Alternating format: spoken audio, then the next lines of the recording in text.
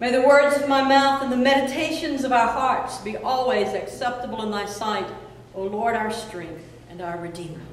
Amen.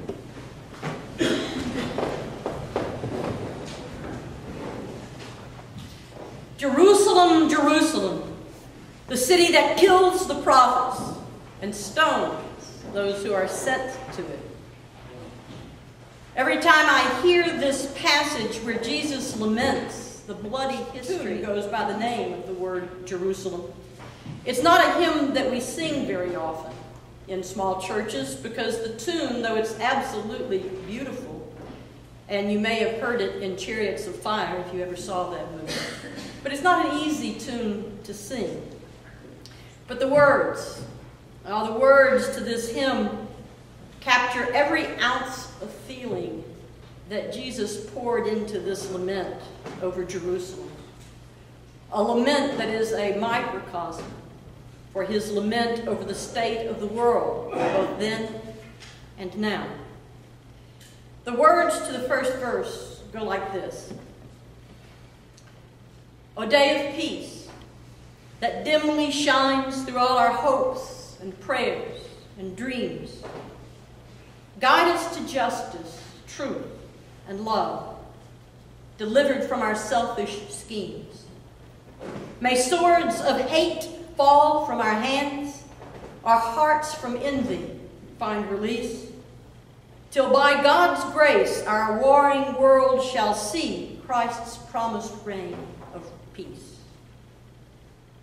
The reign of God's peace, God's dream and promise for this world.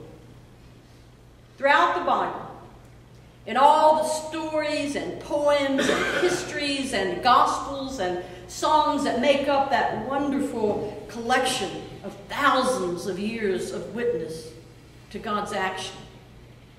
In all of that, we hear of God's overriding vision for what the Hebrews called shalom, for what those who speak Arabic call salam. In English, there really is no comparable word. We use the word peace, but it doesn't really mean the same. When we speak of peace, we typically are willing to settle just for an absence of conflict.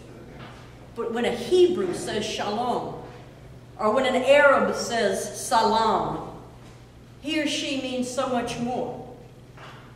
Shalom, salam, is the fulfillment of what God intends for us all, what God intends for all of creation. It is the completeness of God's vision for a world where, as the hymn says, all hopes and prayers and dreams are answered with justice and truth and love.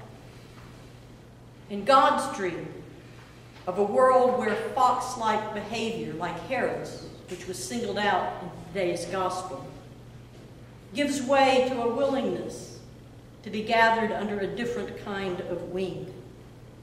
This means a world where we all know that the way to promise lies not in the schemes we can devise or in the force that we can use, but in a trust that quite often in life, the way forward is the way of Jesus and the prophets, the way that is the way of the cross, the way that sometimes involves losing in order ultimately to win.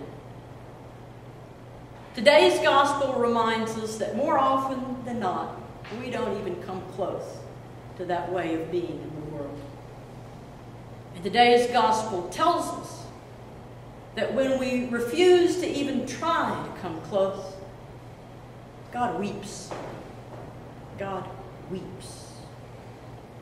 There's so many ways to talk about this because our tendency to want to win at all costs invades every aspect of our lives.